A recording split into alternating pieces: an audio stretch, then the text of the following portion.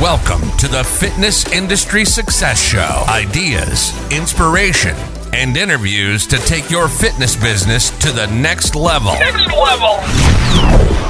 With over 23 years of fitness industry experience and the founder of LEADLION, an innovative fitness marketing agency, here's your host, Nick Parker. Hey, welcome everybody. This is Nick Parker, Fitness Industry Success Show. I have a guest today that you're really going to get a lot out of. His name is Ryan Hayes. Ryan is a good friend of mine, and he is also a very entrepreneurial guy. He founded Smart Gym. He founded XGT Fitness. He founded Redwood Personal Training. And the guy is just a stud when it comes to understanding how to build personal training departments inside the ecosystem of your health club or your gym or whatever it is you're trying to, your athletic club. And he's got so much knowledge. I can't wait to talk to him. And we're going to get into that. So without further ado, Ryan, welcome to the show. Thanks for being here, man. Thanks so much, Nick, for having me. I appreciate it. Yeah, glad you're here. So we're going to talk about a lot today. We're going to talk about building personal training departments inside of health clubs. We're going to talk about sales. We're going to talk about a whole bunch of different things that people are going to be able to walk away from this episode and go implement things and be able to grow their personal training department, not into the thousands, but into the tens of thousands, hundreds of thousands, or millions of dollars. And I'm so excited about that. But before we do that, we like to play a little game here on the Fitness Industry Success Show called Two Truths and One Lie. You down to play a game? Love it. Let's do it. All right, cool. Here's how it works. If you're new to the show, what it is Ryan has to give us three things about himself. Two of them are going to be true. One of them is going to be a lie, and I have to determine, and you have to guess which one is the lie. We'll see if we can get it. All right, go for it. All right, here we go. In no specific order. Yeah, the most confusing order. Number one, I almost lost one of my eyes and vision due to a bungee cord snapping while I was uncovering something. Wow. Knocked me clean out. So that's one. Wow. First job was at 8 years old in a baseball card shop selling baseball cards. Won first place in a physique contest back in 2014. Those are the three. Oh man, this is near impossible. Okay. This is probably the hardest one I've ever had. All right. So the three things we've got, almost knocked you out with a bungee cord, worked at baseball card shop when you were 8, and won a physique contest first place. I believe all three, but I think one of them has a twist on it. I'm going to say you did win the physique contest, but it wasn't the year that you said. You did pick correct. That entire thing is a lie. Oh, it is. Okay. I can see you winning a physique contest. I don't know. So yeah. You actually worked at a baseball card shop when you were 8 years old. 8 years old. Yeah. My dad, Nice. My parents were entrepreneurs. Okay. And he had a huge truck stop here in the area and decided right when the Mark McGuire, Jose Canseco era, yep. When the baseball was hot. Yeah, he opened up a baseball card shop, and it turned out that I was rather good at talking to customers and selling them what they wanted, and it was to the point where average people would come in, and my dad would be there to help them, and they're like, "Hey, where's your son? I don't want to talk to you. I want to talk to him." That's incredible. I told everybody that's listening, I told you Ryan's the man when it comes to sales. He came out of the womb and closed his mom on why he should get a cupcake right on the first day. Like he's been selling since day one. That's incredible, man. I really appreciate that story. That's really cool. And real quick, what happened with your eye? Yeah, we were, my dad and I were going fishing. It was like 4 or 5 o'clock in the morning. He headed to the restroom. So I was taking the cover off the boat. And, you're just kind of tinkering around with the bungee cord, and one just came off the trailer, hit my eye, knocked me clean out. Man. And it was all bad. It was probably the most pain I've ever felt in my life. Yeah, I can't even imagine. That had to be awful. Well, I'm glad you can see and you got your eye still. That's awesome. Yeah, the doctor said I would be taking drops for the rest of my life in my eye. And then one day went in there for my normal checkup after 6 months. And I told him, how is it? And he's like, man, I don't know what's going on, but you're really healing. And I said, well, I haven't taken drops in 6 months. That's awesome. That's cool. Yeah. So I beat it, I guess. That's awesome. Well, cool. Let's dive in, man. We got a lot of viewers here and listeners here that are really anxious to hear more about building their personal training departments to a really high level and really being efficient with that.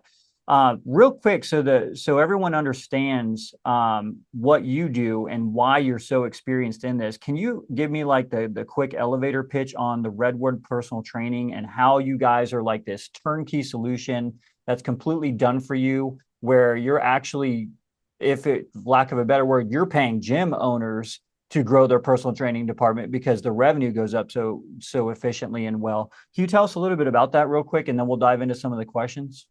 Yeah, sure. Absolutely. Yeah. So what we do, we found that, I don't know the percentage, but there are several gym chains out there that do very well. They build, a great personal training program. They're profitable, making good money, but there's a large number of gym owners and gym chains out there that don't. And, a lot of them didn't even know we existed. So what we do is we come in, we run their entire PT program. They're completely, don't have to worry about it, hands off. And we actually pay them. Usually it's a percentage of our revenue. And, we have access to the new members. We make sure everybody sees us, or we try, of course. Show rate's not 100%, that doesn't exist.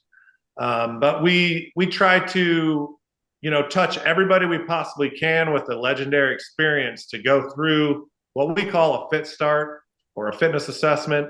And we try to do that right when they join the gym. So, they're joining for a reason. They're excited. They have something that brought them in. And we also, if it's an existing gym, we'll go back through and try to let every member get an experience with us. And we also try to bring value to the club. So we're big on 5-star reviews, Google and all that stuff. So we kind of add that into our first hour. We ask people how they enjoy their appointment, and they love it. So they like to go on. And yeah, we've had some clubs with hundreds and hundreds of 5-star reviews. So yeah, that's amazing. That's powerful, especially for like search engine and credibility and social proof and stuff like that. That's really good. Yeah, nowadays everybody, if you want some sushi, go straight to Yelp or Google and see what the best 5-star or Yeah, I hardly buy anything anymore, do business anywhere without looking at least a couple reviews. So, okay, right. So if I understand this correctly, you guys basically go in and run the whole thing, and it's pretty much hands off for the owner, and it's rev share. And you basically are able to provide an enhanced member experience, get more members to be there long term, and get better results because they're in personal training programs. That's awesome. Now let's talk. Let's get into the meat and potatoes here. Let's talk about what do you see are some of the most common mistakes or pitfalls that gym owners or health club owners are making when it comes to trying to grow their personal training department. Yeah, that's a pretty loaded question. But I want to bring as much value. So I want to try to hone in on maybe the top, most important. First things first, it's the people. Yep. Like, you're only as powerful as your people. Yep. So taking care of your people, and also taking the time to find the right person for that position, whether it's a fitness manager, personal trainers. And then also, gym owners have to understand that obviously they're in the gym business, so they know how important gym sales, gym membership sales are. Yep. Well, same with PT. And so finding somebody that's not only knowledgeable about fitness, got, their certification, their background, but that is okay with sales. That's the hardest thing in the world, man. It's to find that's one thing in fitness that can sell, and especially on the training side, and know training really well. It's like those are unicorn people, it seems like these days, doesn't it? Right. So what we've done is we've kind of found over the last 20 years that there's people that like sales, and there's people that like ongoing training of a client. Right. So in our model, we don't have trainers sell. They don't have a goal. And I find that that's one of the things that, it's a mistake that's made out there is they hire trainers and then they expect those trainers to sell and they give them a goal and put the pressure. Yep. And then they're scared of their own shadow or whatever the case may Yeah, be. they're just not wired to sell. They're not hunters. They're farmers. They like nurturing relationships. They don't like hunting for new ones. And salespeople are hunters, right? Right. So, okay. So I think it's, have salespeople sell, have trainers train, and taking the time to find the right people. Okay. Giving them the support and the curriculum to, get better each day and master their craft. So you're recommending that if you're going to grow a PT department, you want to separate those roles. You want to have trainers just focus on servicing the clients. And you want to have, I know that LA Fitness, everyone knows who they are. They're huge. That's how they do it. They have a dedicated personal training sales manager that all they do is sell the personal training and then hand those clients off to each of the trainers and allocate them. And that seems to work better than any other strategy versus trying to train all the trainers on how to sell, because that's a lengthy process. So I can see that working. So that's one of the biggest mistakes you see. Where's the biggest opportunity right now in personal training to grow? You're seeing it. You're in a lot of different health clubs. You're growing a lot of PT departments. What does that opportunity look like? Well, honestly, I think this is going to be crazy to say in here, but I think the whole COVID, time period actually helped us. Yeah, sure. It's made people more aware of their health. So now they're not only going in, I just want to join a gym, but now they're like concerned about longevity and health and wellness. So I think, in your fitness assessment, you can talk about those things now. You can, not that we didn't before, but I think people are more aware of the medical conditions that can happen if you don't exercise, stay active, stay moving. We have something we say, motion is lotion. It's like you have to stay moving. Yeah. I'm like a preacher in my family. I irritate the hell out of my dad every time I talk to him because I'm like, you have to get going, So I think that. Yeah, I think just motivating people to get out and get going and just stay moving. And, as bad as it was, I do think it opened people's eyes. And honestly, we've never had more success than we're having right now in these times, So Yep.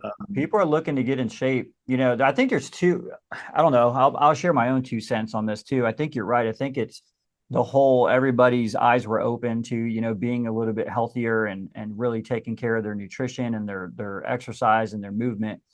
I also think that we're moving into what I would consider an Instagram model type day where everyone is on social media comparing themselves to other people posting on social media, and everybody's getting fit. It's crazy. It's like this wave of people that are more fit than ever before in history because of social media. And I think that's spurring on like the motivation, the inspiration, and the desire. Maybe the other side of that too. Maybe it's leading some people to depression, which is unfortunate, and I hate that for them. But it's also creating a tidal wave of people that are wanting to get in shape because they're seeing it all over social media. Would you agree with that, or what are your thoughts? Yeah, it's pretty crazy, the social media, the entire thing. Because one thing I will say though is a lot of those people that look really fit, there's some great filters on there, right? Yeah, so, there is. It's filter yeah. city, and that's the unfortunate thing too. It's not real, right? It's fake results, and it's causing a lot of that, which there's pros and cons to everything. So it's leading people to get in better shape, but it's also causing like depression and other disorders too. But right. And I think another thing about the whole COVID deal was that, for some reason, people's mental health, so working out in my eyes and training and all that is the cure for everything. There's really nothing bad that can come out of it. So from mental health to medical, all that stuff. So I would agree. That's where I think the opportunity is. And then the whole social media thing, people that just, they can't put their phone down, they're staring at that thing. It probably is going to motivate a lot of people to get out and get in a club and start working out, because fitness in my eyes is, it keeps growing and growing and growing, and it's bigger than it's ever been. It's more popular. It's like the cool thing. It is. It's trending. Yeah, like it used to be like, hey, let's go to the bar. Now it's like, hey, let's go to the gym. Let's go to the gym. So Yeah, I think it's amazing. I have a son who just turned 18 years old, and he's at the gym 5 days a week, and he hates it when he misses. And all his friends are at the gym 5 days a week, and all his friends' friends are at the gym 5 days a week. It's crazy. Like, that was not a thing when I grew up. Yeah, I was like the anomaly when I was going to the gym. Like, nobody I knew went to the gym except for me. Exactly. Me and my one workout buddy, and that was it. So it's really changing. And that's why I think you're right. True. There's a huge hockey stick about to happen and a huge opportunity for personal training and growing that. Can we talk about the assessment a little bit? Those are all over the map. So you call it a quick start or fit start or something, and the assessments, everyone does them so differently. Some people take measurements, do body diagnostics. Some people do a PAR-Q. Some people ask lots of questions and do a lot of discovery. Some people do like body composition or scans or in bodies. What does your assessment look like? Because you guys have really good closing percentages. How does that assessment run? Well, a lot of those things that you mentioned are all involved. It starts with the meet and greet, so we meet them at the front, walk them back. And prior to that meet and greet, during the appointment setting phase, you're finding out, what is it, Nick, that you want to achieve? You might have a wedding coming up. You might have, diabetes we want to get rid of. We might, whatever that is. And we teach our folks to jot down notes. So when you walk in, I'm like, Nick, are you ready to get that body for that wedding? So you're building that up. So there's the meet and greet. Then, like you said, the PAR-Q. We've got to find out about you. Have you been a member before? And you're familiar with the PAR-Q, and I'm sure everyone on here is. Yep. One of the things that I make sure of is that we have a weight. You take proper weight at the beginning, and you take proper body fat testing at the beginning. And the reason that is because you have to have a starting point. And we also have to know where you're at right now. Yep. So part of our process is, as long as we have those two things, we're going to find out right then and there, here's where we are. So it's okay, because, some people are apprehensive about getting on a scale or telling you the truth. Right. But once you find out where they are, then we can talk about, okay, if I was to snap my fingers right now, where would you like to be? Exactly. Yeah. So that's part of our process. And we find that out. And then we build a timeline. There's several timelines in our presentation and in our fitness assessment. Meaning, this is not a overnight fix. This is not a magic pill. There's no such thing. Right.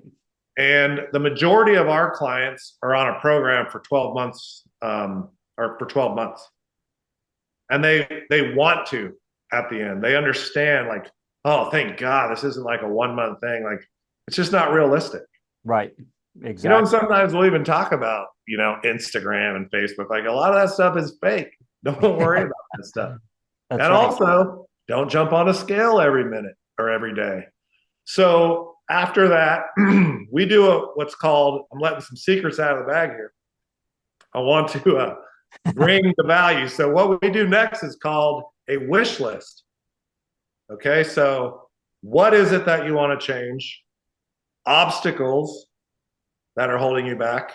And then the most important of the entire thing is why. And this is where, a lot of times you can get some tears going. You can get some serious, whys. I love it.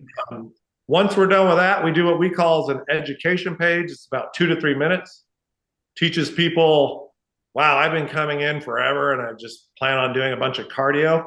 Not saying cardio is bad, but resistance training is what builds lean muscle. Lean muscle is going to burn the body fat. So we do a quick, 2 to 3 minutes on education. From there, we let them know we're going to go on an awesome workout today based on what we've just learned and what your goals are. Nice. Now, Nick, if you love the workout and you'd like to talk about ongoing, we will definitely go there. Well, let's find out if you love it too first. Nice. Take the pressure off. Yeah.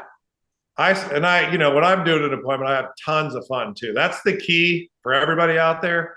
Yep. Do not take yourself too serious. Yep. Have a good time, because that's what people want, Yeah. right? If they're going People to be stuck with you for 12 months or a trainer, they want to know, hey, am I going to like these people? Well, here's the thing too, like the majority of people are stuck in a cubicle. They're not happy with their job. Unfortunately, that's one of the most unfortunate things ever. But Yep. when they come to the gym for their appointment, it's like the highlight of their day. And that's Yep. what we need to make sure that we provide. Absolutely. So it's the highlight of their day. So have fun.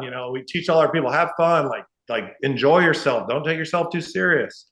And in that workout, we have a blast. We have a blast, and we call it, a sales-based workout, just for the simple fact, if I was to give you a little bite of the best filet mignon you've ever had, what are you going to want more of? Oh, you You're don't going have to to want some convince more of me. Yeah, 100%. Yeah, right. So we give them an amazing workout, kind of a taste of what it's like to work with a professional, work with someone, and have somebody there with you. And you're dropping little questions and little comments during it, like, can you see yourself, whatever those goals were? You're talking a little bit about that, so you're circling back to what you've learned about them. Yep. Whether it's the wedding or the body fat or whatever they want to do, and they're having a great time. And then afterwards we go back. They already know we're going to talk about building a program for them. They're asking for it. We're high-fiving. So we go back, we build their program, get them started, get them booked with their trainer, get their measurements done, the whole 9 yards. That's awesome. I love how you have a very strategic process that's repeatable and doable every single time, and that works. And part of the reason that it works is because it's fun. It's a consultative selling process to where you're perceived as almost like, medical professional. And then also you're pulling out the why, because it is an emotional purchase. You have to be thinking about really what you're trying to accomplish, because you're about to spend a good amount of money and a lot of time and make a lot of changes in your life. So you have to get there mentally, physically, and emotionally to be able to cross that line and want to do that for the next 12 months. And you guys are really, really good at doing that. And therefore, it produces amazing results for getting people into training and getting them the results they're looking for at the end of the 12-month period and beyond. So I love that you shared that. I love the secret sauce that you guys have as far as the wish list, and then like kind of overcoming hurdles and objectives and kind of learning what their pain points have been in the past, and then taking that workout experience and crafting it and customizing it so that way they have an amazing filet mignon type experience to give them that bite and make them like, why I need to keep doing this. This is something I want to be a part of. And that's why it works. Love it. That's a good share. Yeah, I can't afford not to do this. Yeah, exactly. I can't. It's a no-brainer. I'd be stupid not to do it. So, and for everybody out there listening, the goal of that whole process is to eliminate all your objections. The PAR-Q set up. There should be no spousal. There should be no I can't afford it. There should be no I don't have time. Yep. All of those things, if the process is done right, they're already squashed. Yep. So at the end, if somebody says, "Oh, well, I don't have time," no, we already talked about that. You're committing to yourself for 3 to 5 days a week. You're coming in here, so exactly, it's really set up to help them not fail. Because unfortunately, I think it's like 86% of people join the gym, and after 2 to 3 months, if they don't see results, they're out of there, or they're stopped coming. So Ryan, I say this. I totally agree. I say this all the time, that you have maybe there's a small percentage, right now, let's look at statistics. About 17 to 20% of any given market will be a member somewhere of some sort of fitness program. That's 1 in 5 people, right? So of those 1 in 5 people, you have your smaller percent, maybe 80-20. So 20% of your diehards that are going to show up no matter what. And then there's a 60 to 80%, which are the ones that really don't have a lot of exercise experience. They don't have workout experience. They fail more often than they succeed as far as getting the results that they want. And they're easily frustrated and dismayed. And so those are you guys are what I would call health club heroes, because you're the ones that come in and pull them over the line and help them, not push them, but pull them to do the right thing and then get them the results they're finally looking for, because they need that support. They need that extra help. And that's awesome that you guys are able to do that. But it takes a special person to be able to do that, who's trained and has a very strategic process like you guys do to be able to pull them to the other side and get them the results they need.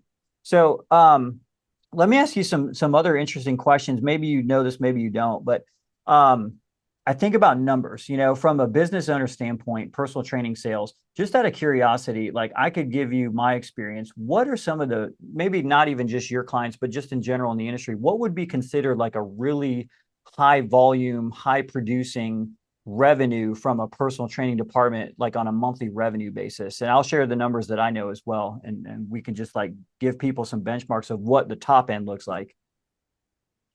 Well, it all depends on active member base. Yep. So if we're dealing with a 2,000 member club or are we dealing with a 10,000 member club, obviously big difference. Yeah. So, that's really hard to say. We have metrics that we go off based on the amount of new members. So we run a bunch of percentages, and, if you have this many members and you're doing this many members per month, this is probably where we would end up, because we're big on EFT. Yep. Another thing we didn't really talk about, but EFT over paid in fulls all day long. Nice. We want like 95% EFT, maybe 5% paid in fulls. Yep. But that draft should be a mature draft, or we should know about where it is after 8 to 9 months. Nice. So, just depending on, again, is it a high volume club, low volume club? Some $10 clubs in a worse area might be a lower, top revenue club than, say, a $20, $30 club in a better area, but they do less members. So there's all kinds of different variables, but it just, those things just depend. So if I threw out numbers, it would just be, yeah. I'll give everyone a number from back in the day. We used to have this club, and it was about 6,000 members. It was about 35,000 square feet, 40,000 square feet.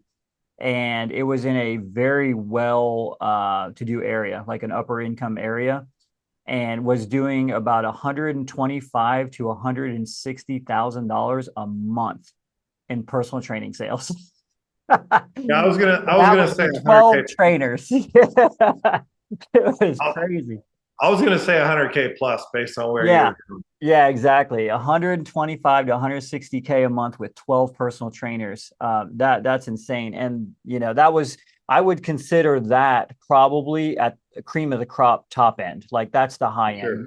You're rarely ever going to pass out of one location a $2 million mark. But I mean, I see a lot of the clubs that we talk to, our clients, they're doing anywhere between maybe 5,000 a month in personal training up to maybe 30, 40, 50,000 a month personal training at the higher end. So you're not seeing that way up there, but they could be, there's opportunity for growth there. So, okay, cool. Most definitely.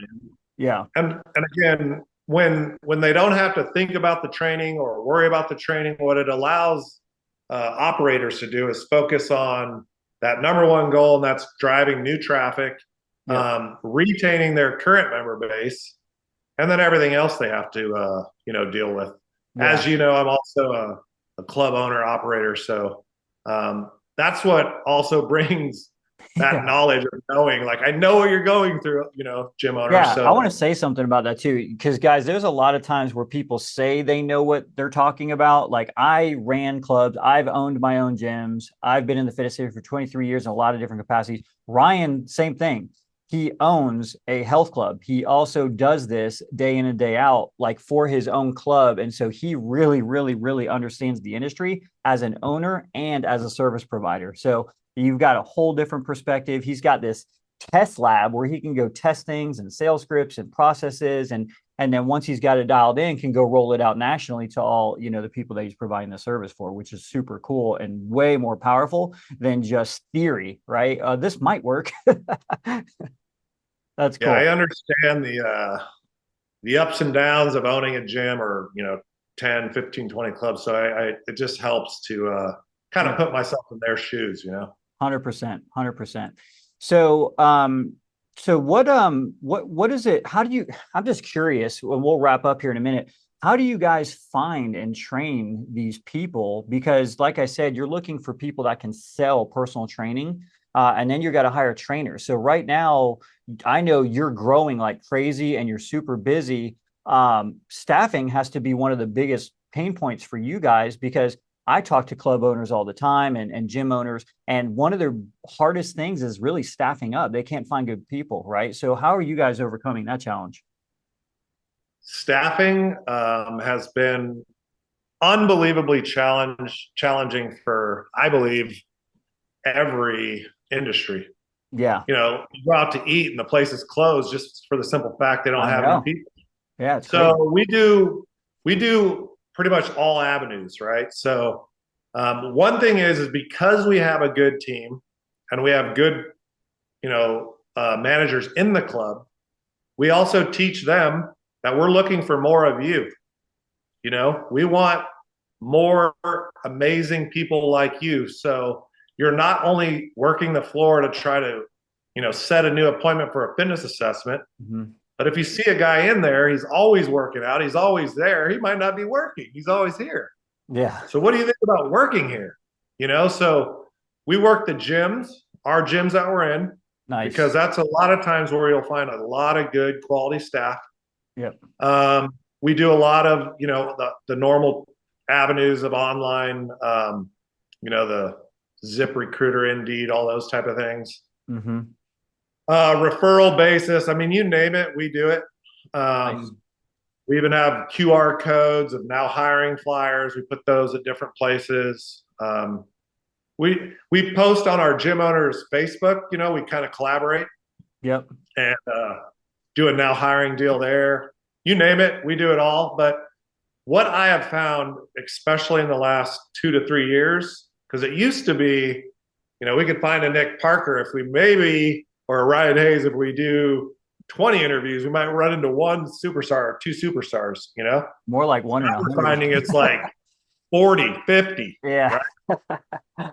So we might hire like 4 or 5 people out of a bunch of interviews. And I think that is the key, is staying diligent, just knowing that you're going to have to go through more resumes, more interviews, and finding that right person. It's going to take a little longer, but once you Yeah. do, the reward is massive.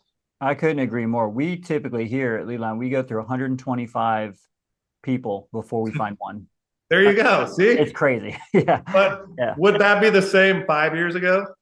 8 No, years ago? no, maybe not. No. Maybe not. It would have been a lot different. It probably would have been half that or less. Yeah. Right. Yeah. So it's the same with us. Same Yeah. thing. Interesting. Yeah, that's really interesting. Well, Brian, there is so many takeaways here. And I love everything that you said. I'm a huge proponent. For those of you guys listening, if you own a health club or gym and you really want to level up your personal training department, without the headaches of hiring, without the headaches of managing it and training people to sell and managing the whole thing, it's a beast. And then there's no out expense for you. I mean, you're basically going to start making money as the thing grows. You need to get with Ryan, contact him, Redwood Personal Training, right? .com is that the website? We'll link in the show notes as well. You can go on there and there's an owner contact. So you can just put your information. It goes right to my email. Yeah, so definitely go check that out. Class act guy. I've known Ryan for years. We do a lot of stuff together, and definitely you won't be disappointed. So one last thing. What's one advice or one tip that you would give to gym owners that are thinking about growing their personal training department? Where should they start? What should they do next?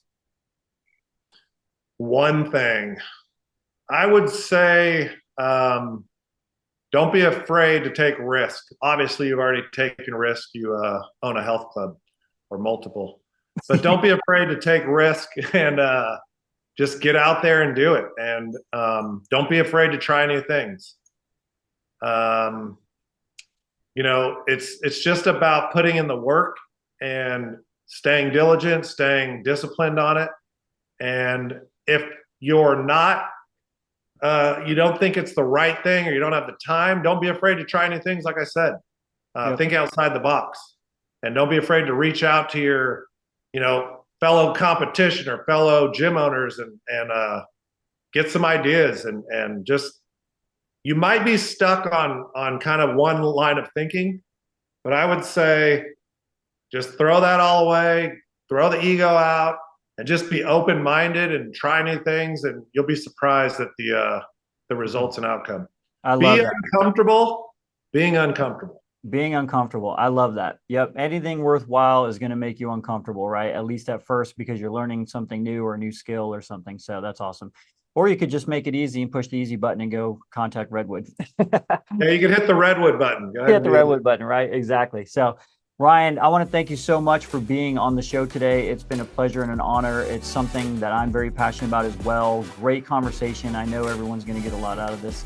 And I'm sure you'll get a lot of requests from this. So, hey, thank you guys so much for tuning in. Remember to like, share, and subscribe if you're getting value out of this. That's all I ask. I really appreciate it. And until next time, we'll see you soon.